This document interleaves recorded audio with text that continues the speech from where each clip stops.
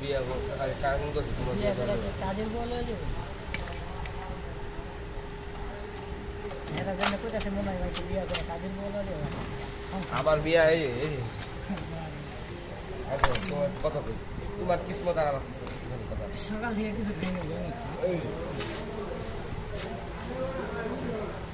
আল্লাহ কে বেড়েছি সকালবেলা খেতাম শুনো না একবার ক্যামেরা ঠিক আছে না হ্যাঁ শীত বিরোধ তো